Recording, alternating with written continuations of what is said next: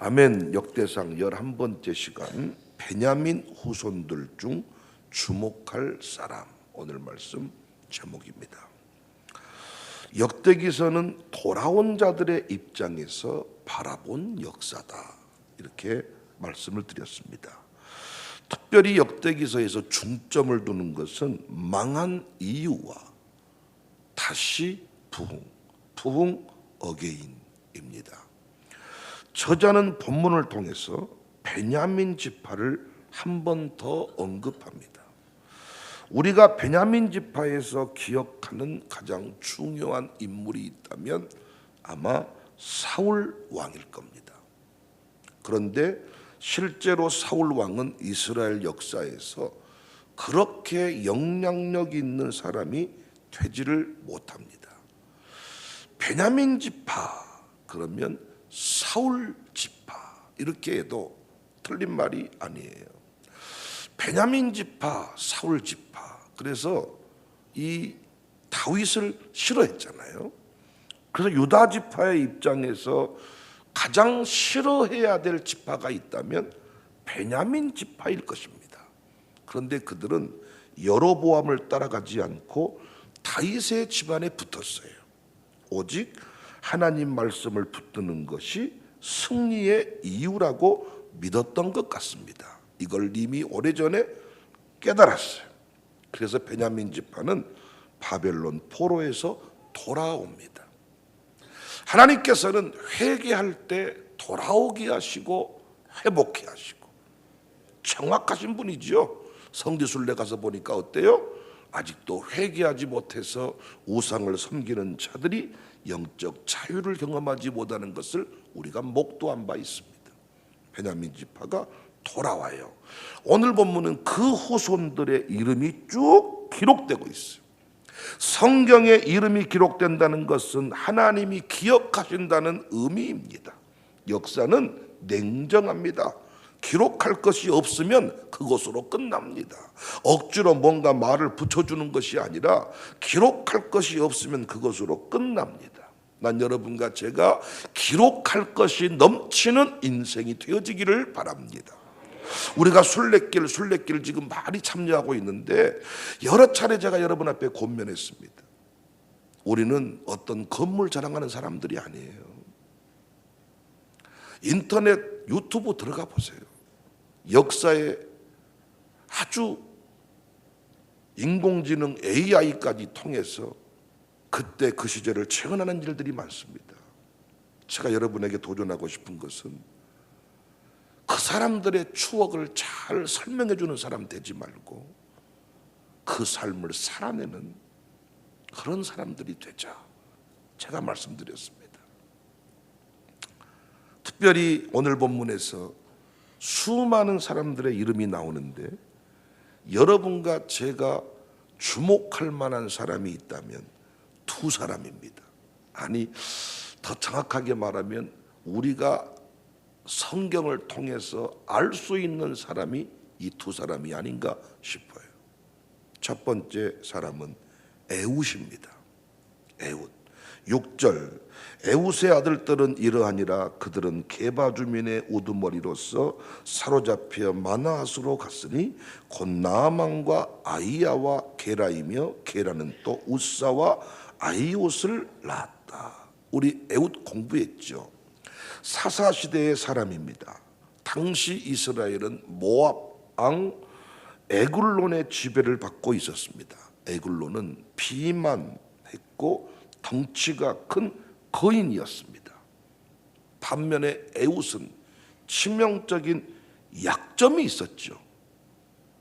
기억나십니까? 에훗 하면 달라붙는 수식어가 있었는데 왼손잡이 에훗. 당시의 왼손잡이는 어떤 사회적으로 상당히 큰 장애자 치명적인 결점으로 인정되었습니다.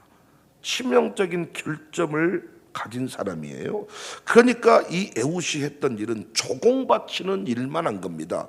허드렛 일, 집안에서도 못나 보이는 형제가 굳은 일을 도맡아서 하듯이 에훗이 그렇게 쓰임받았던, 그런 대접받았던 사람인데 결국 에웃을 통해서 역사가 바뀌잖아요.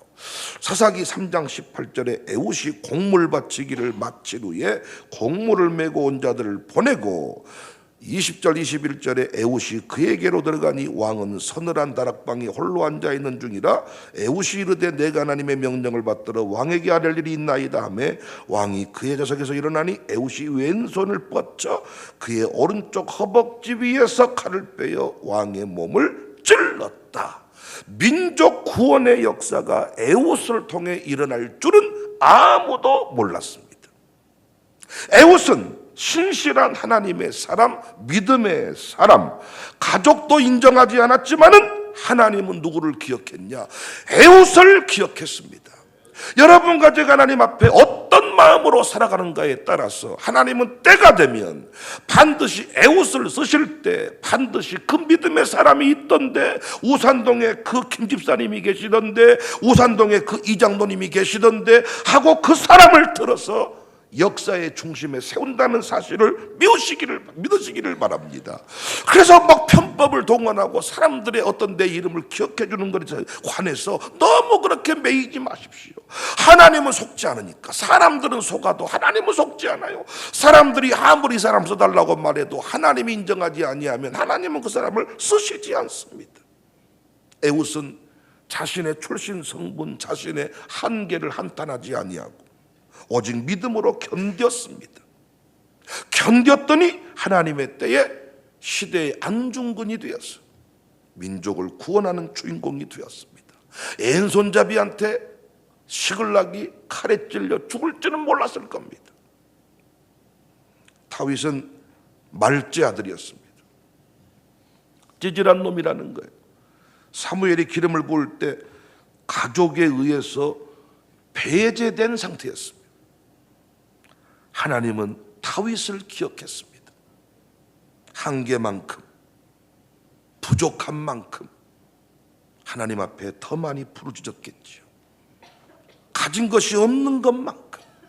그래서 참 하나님 나라는 참 그 연약해 보이는 사람들이 위대한 역사를 써갈 때가 많습니다. 그런데 오늘 본문에서도 에웃의 세 아들들에 대한 기록이 불분명해요. 6절에 보면 에웃의 아들들은 이러하니라 그들은 게바 주민의 우두머리로서 사로잡혀 마나핫으로 갔다.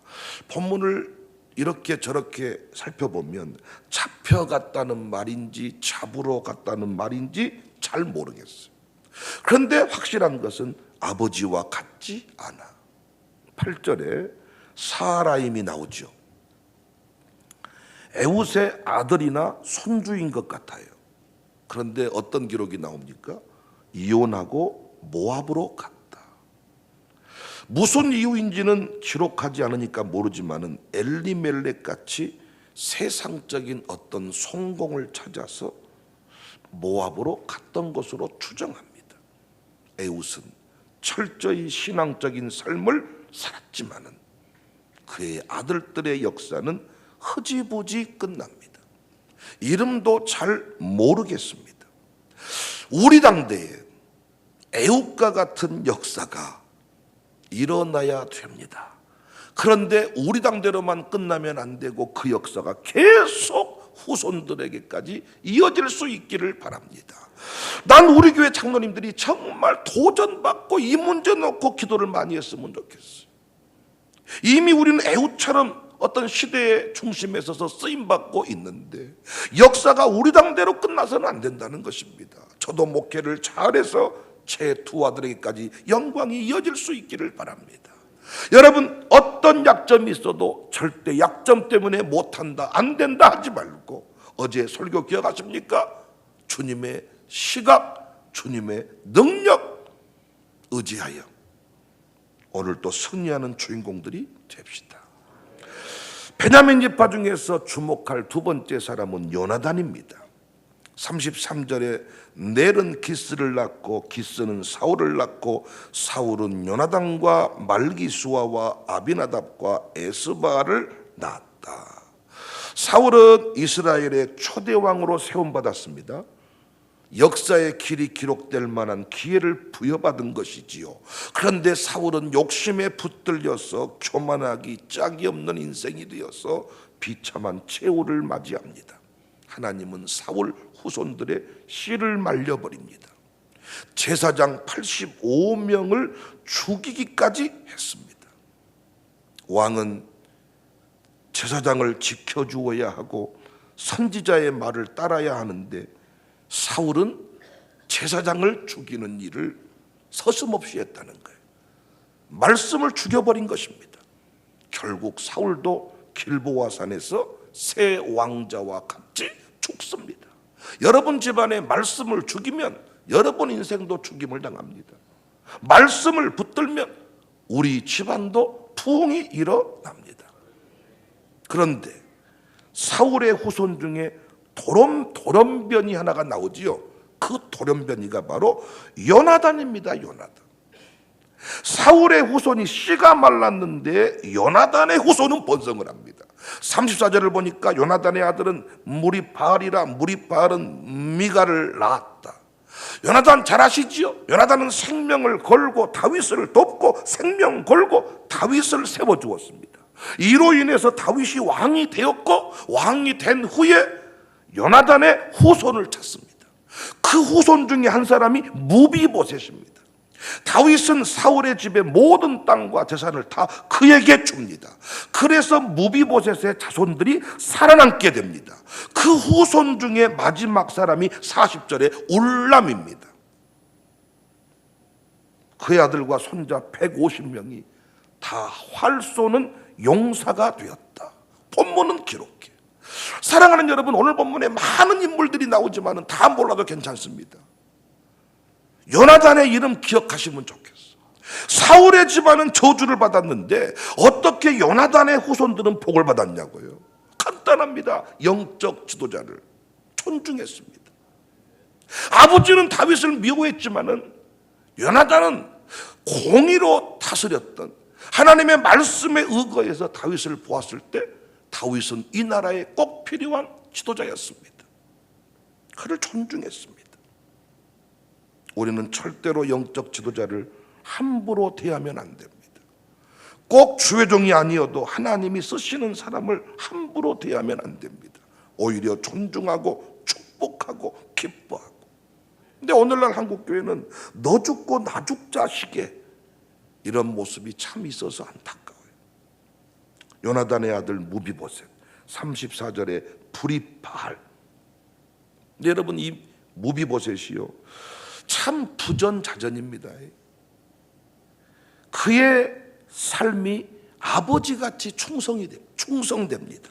사무엘하 19장 24절에 보면 사울의 손자 무비보셋이 내려와 왕을 맞으니 그는 왕이 떠난 날부터 평안히 돌아오는 날까지 그의 발을 맵시내지 아니하며 그의 수염을 깎지 아니하며 옷을 빨지 아니하였더라.